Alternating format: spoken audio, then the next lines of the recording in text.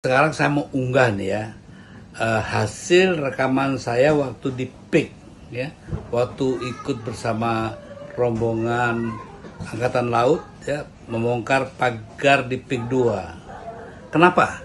Tadinya saya akan simpan sebagai koleksi pribadi, tapi karena saya dengar ocehan di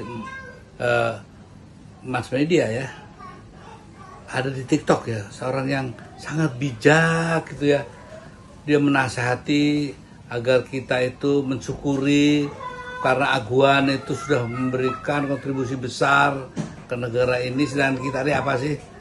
Coba kita jangan hanya bicara asal aja dengan sikap bijak seolah-olah justru ini penghasutan ya, pembodohan kepada rakyat. Ayo kita adu data yuk ya. Jangan hanya terpengaruh sama omongan-omongan yang ada ya.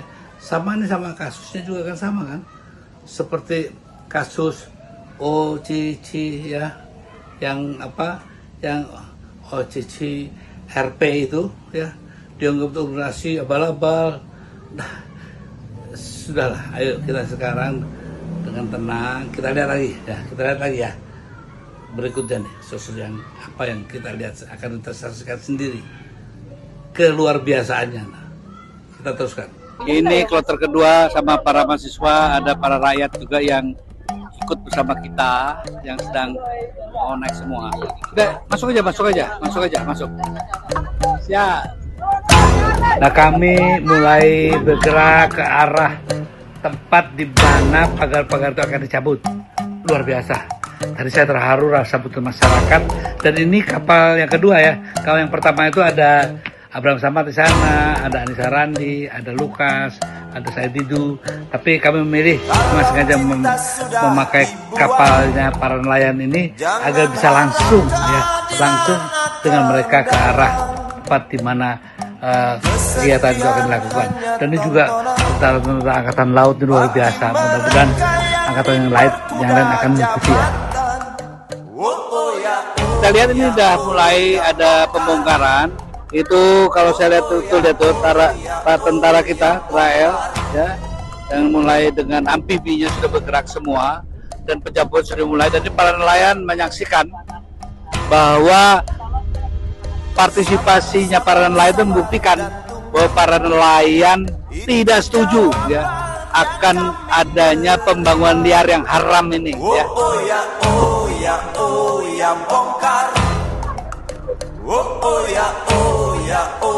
Bongkar. Penindasan serta kesewenang-wenangan banyak lagi. Kita di tengah laut. Banyak. Pak Ketua.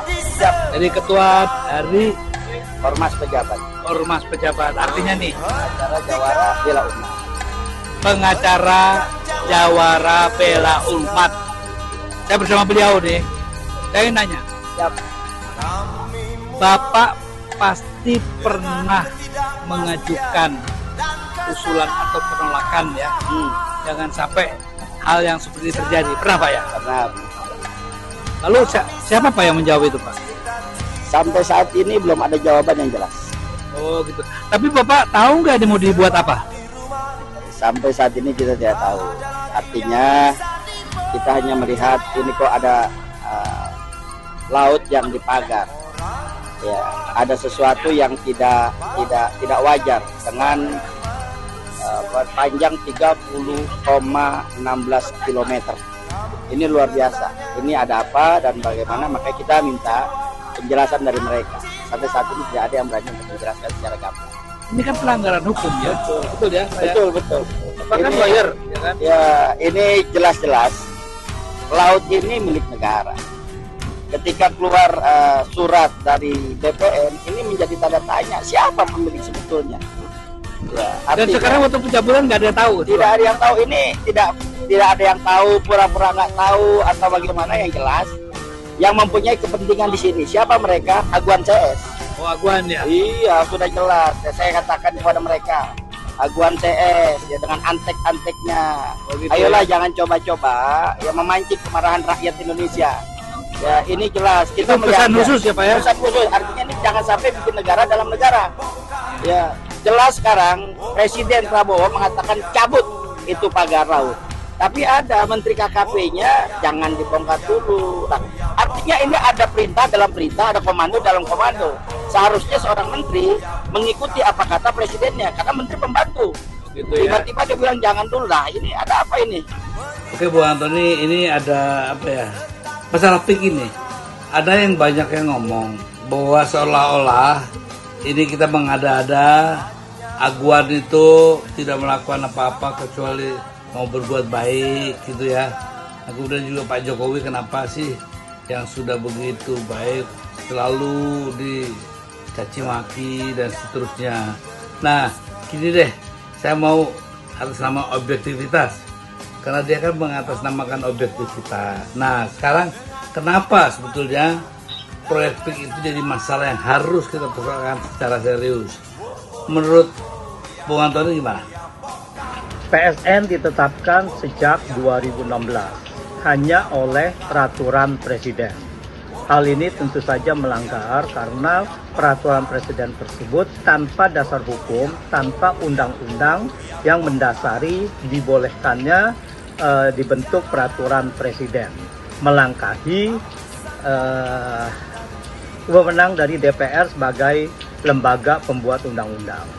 Kedua, PSN ditetapkan hanya oleh peraturan presiden dan bersifat manipulatif karena penetapannya hanya sepihak, tanpa melibatkan masyarakat luas, tanpa ada kajian yang mendalam mengenai dampak dari PSN itu terhadap masyarakat maupun terhadap lingkungan.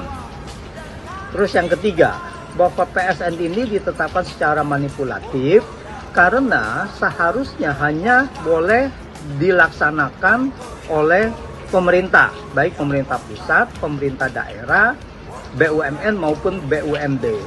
Jadi PSN ini tidak boleh diserahkan kepada swasta. Jadi ini apa haknya bahwa satu orang, satu perusahaan itu boleh mengelola satu aset negara yang begitu luas dan diserahkan kepada satu pihak swasta. Jadi pengadaan barang pun harusnya ada tender, ada proses tender, proses pengadaan. Jadi jelas penunjukan ini adalah melanggar dari ketentuan PSN itu, ketentuan dari pengadaan barang atau penunjukan yang bersifat KKN. Pak Suryo, kan sampai sering dengar-dengar juga ya kalau kita dikira gimana nih? Bapak nih. Ya inilah lucunya ya, sampai kemudian sebelum kemarin presiden itu menginstruksi, Presiden Prabowo maksudnya, bukan presiden yang sebelumnya ya. Itu orang-orang pada furu-fapa semua. Oh gitu ya. Fura-fura tidak tahu apa-apa. Itu jadi semuanya. Dan hari ini alhamdulillah kita lihat karena kekuatan rakyat ya. Dan kita saksikan sendiri. Dan kita saksikan sendiri langsung bersama dengan TNI Angkatan Laut khususnya, dan juga sekarang kita lihat semua turun sekarang. Bakamla yang tadinya, Polri yang sekarang juga turun, dan kekuatan kita menjadi satu. Amin. Jangankan soal pagar laut ya, apapun harus bisa kita tumbangkan ya, karena ini adalah melawan keinginan dari masyarakat. Gini Pak, banyak pejabat yang bilang katanya nelayan sudah pada menerima, betul itu Pak? Bohong ya. Jadi betul Pak, bukan fitnah ya. Jadi memang para nelayan di sini merasa sangat dirugikan dan terpojokkan, terpinggirkan, betul. Lalu apa Pak? Harapan Bapak apa sih sebenarnya Pak? Harapan saya kan pemerintah harus bertegas serius lah untuk menangani hal-hal nelayan kayak gini. Nah, kedepannya kalau bisa yang dari bawah sampai ke atas itu kan ditindak hukum, karena ada jual beli laut gitu kan. Ternyata para nelayan juga setuju kan? Jadi janganlah para pejabat ya yang selalu mengatasnamakan seolah-olah rakyat sudah menerima. Ini penggelapan ya. Ini lihat, kalau supaya ya Mai, siapapun ya yang merasa dirinya warga Jale supaya ya Mai ini, jangan bikin malu lah ya. Malah jadi backingannya konglomerat yang nggak jelas. Robohkan setan yang berdiri mengangkang. Oh ya, oh ya, oh ya, bongkar. Ini pagarnya ya, itu sangat kuat. Jadi rasanya jangan cuma angkatan lautnya dong.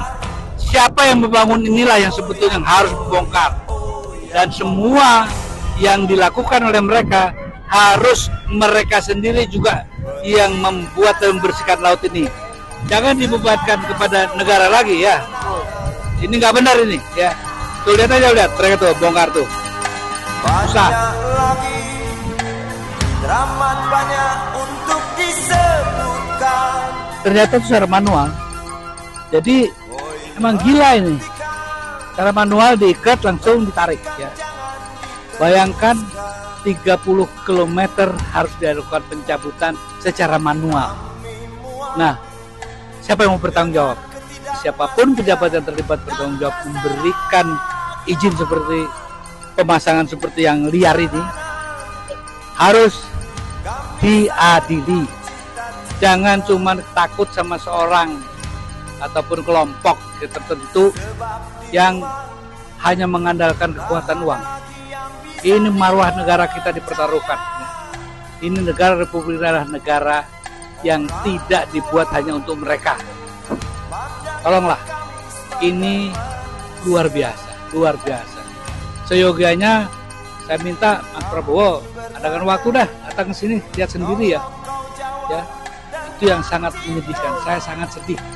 Waktu reformasi kita gulirkan bukan untuk mempunyai negara yang seperti seenaknya sendiri dibeli oleh para konglomerat atau oligarki itu. Itu aja pesan saya. Jadi kalau Mas Prabowo mau berantas para koruptor itu, rakyat di belakangmu, gak usah takut.